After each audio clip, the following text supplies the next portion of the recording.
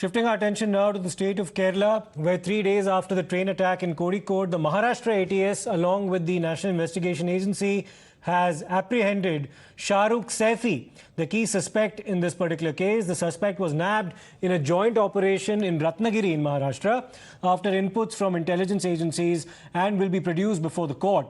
Now, according to intelligence sources, the suspect visited a hospital in Ratnagiri for treatment. The cops were then tipped off about his location. He then allegedly escaped from the hospital and was then found at a station nearby during the manhunt that had been launched by the authorities. Times Now has also accessed details of a handwritten note by the suspect, which has raised further questions over his intent. My colleague Meghna Deka gets us more on this. These are the handwritten notes that Priyank Tripathi has managed to access exclusively from Times Now. The reason why these notes are very significant is because it explains and gives us a glimpse of what was happening in Shahrukh's mind, perhaps before he allegedly carried out the train attack in Kerala. Now, these are the handwritten notes. There are several such pages, but this one is very significant, which is why we are highlighting it for you. He mentions Burak, one of the words that he's written. What does that mean? That means it is an evil deed. He himself has written here, Bura kaam karne wala. Whom is he referring to? In the next line, you have this word kufra, which is written. What does kufra mean?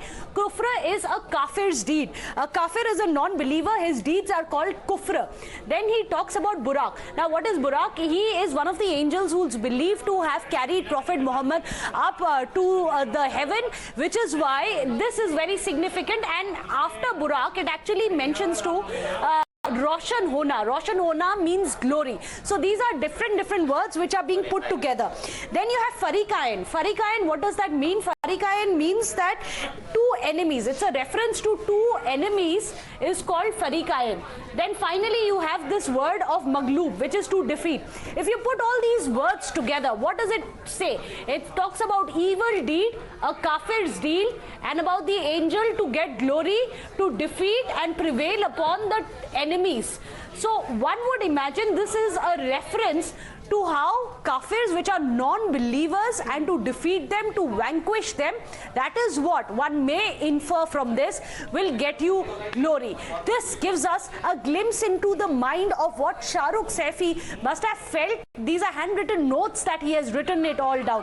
In addition to that, he's also said, written in big capital words, do it, let's do it. What does that refer to? Well, we don't know exactly, but what's interesting is that the police have told us that Shahrukh Saifi has already confessed to his crime, that he did carry out that lone wolf attack. So bigger questions now going to be if this is an indication, a very clear indication, many would say, of a radicalized mind. And if this was a radicalized mind who wanted to go out and allegedly kill the kafirs, then who was behind brainwashing Shahrukh Saifi? Those are the bigger questions.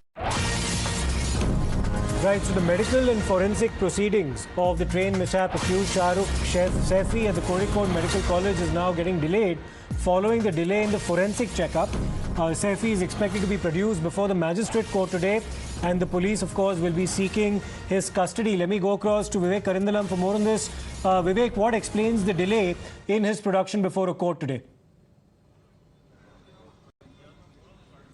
Yes, Siddharth, his delay in submitting the report of the forensics checkup is something which has become a matter of concern right now, because usually in a medical checkup or a forensic checkup, it used to get over within 1 hour to 1.5 hours. Now it's been nearly 4 hours since this has been going on in the Kozhikode Medical College. Now, when we just checked with the health department in the college, they said that his CT scan report has come, it's normal, his parameters are normal, so basically he does not have any health ailments as such.